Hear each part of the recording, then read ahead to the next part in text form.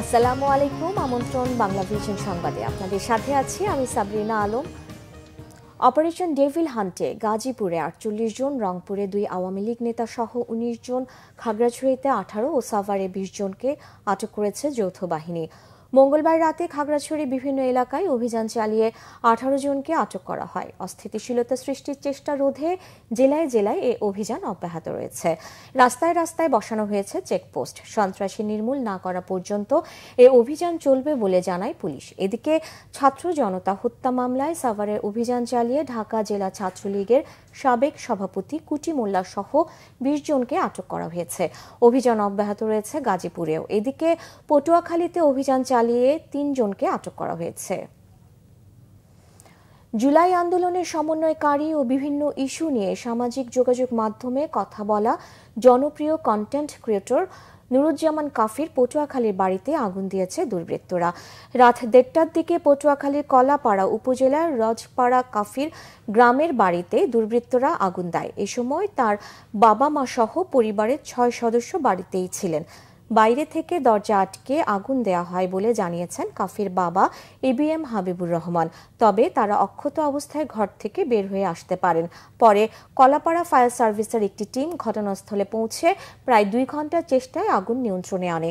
আগুনে নগদ টাকা ও স্বর্ণালংকার সহ প্রায় ৫০ লাখ টাকার ক্ষয়ক্ষতি হয়েছে বলে জানিয়েছে কাফির বাবা এবিএম হাবিবুর রহমান। থাইল্যান্ডের রাজধানী ব্যাংককে ৪ এপ্রিল আঞ্চলিক সংগঠন বিমস্টেকের শীর্ষ সম্মেলনে প্রধান উপদেষ্টা ডক্টর মোহাম্মদ ইউনুস যোগ দেবেন বলে জানিয়েছেন সংস্থাটির মহাসচিব ইন্দ্রমণি পাণ্ডে।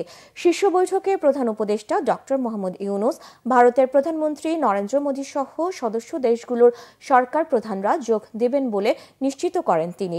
ডক্টর মোহাম্মদ ইউনুস ও নরেন্দ্র মোদী সহ সদস্য দেশগুলোর নেতাদের একে অপরের সাথে সাক্ষাৎ হবে, তবে তাদের মধ্যে দ্বিপক্ষীয় বৈঠক হবে কিনা তা নিশ্চিত নয়।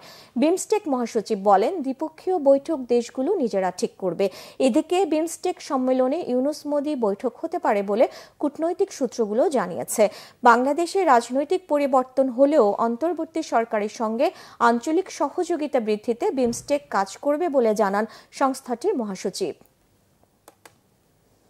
সুন্দরবনে আবারও মাথাচাড়া দিয়েছে দস্যুরা। চাঁদার দাবিতে কয়েক দফা হামলার শিকার হয়েছে বনজীবীরা। মুক্তিপণের দাবিতে অপহরণ করা হয়েছে অনেক জেলেকে। চরম দুশ্চিন্তায় জেলে ও বনজীবীদের পরিবার।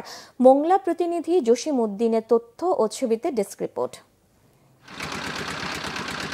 একসময় ম্যানগ্রোভ সুন্দরবন ছিল অপহরণ, ডাকাতি সহ নানা অপরাধের অভয়ারণ্য।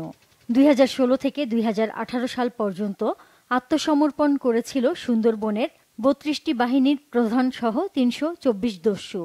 সুন্দরবনকে ঘোষণা করা হয় দস্যুমুক্ত। কিন্তু এখন আবার মাথাচাড়া দিয়েছে দস্যুরা। প্রায়ই ঘটছে জেলেদের উপর হামলা এবং অপহরণ করে মুক্তিপণ আদায়ের ঘটনা।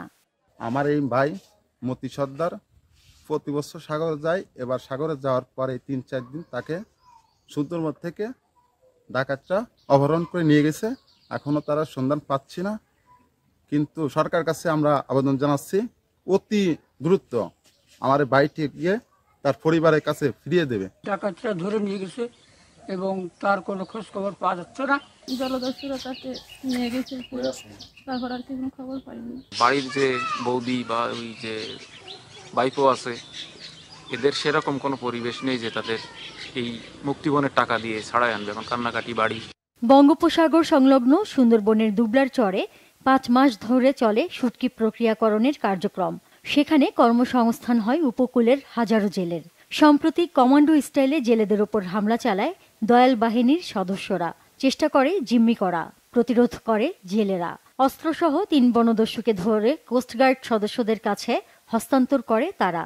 খেপে গিয়ে পরের দিন ১৫ জেলেকে জিম্মি করে ওই দস্যুরা। সুন্দরবনে অভিযান চালাচ্ছে কোস্টগার্ড। আমাদের গোয়েন্দা তৎপরতা বৃদ্ধি করেছি। আমাদের সুন্দরবন একটি ভাস্ট এরিয়া। এর মধ্যে যেই ৬,০০০ স্কোয়ার কিলোমিটার রয়েছে, ৬,০১০ স্কোয়ার কিলোমিটার, এর মধ্যে আমাদের ১৪টি স্টেশন আউটপোস্ট রয়েছে। আমরা নিয়মিত টহল জোরদার করেছি, আমাদের গোয়েন্দা তৎপরতা বৃদ্ধি করা হয়েছে এবং আমরা অভিযান চলমান রেখেছি। ম্যানগ্রোভ সুন্দরবন বনজীবীদের জন্য নিরাপদ রাখতে আইনশৃঙ্খলা বাহিনীর জোর তৎপরতা চায় উপকূলবাসী। Bangla vision news desk.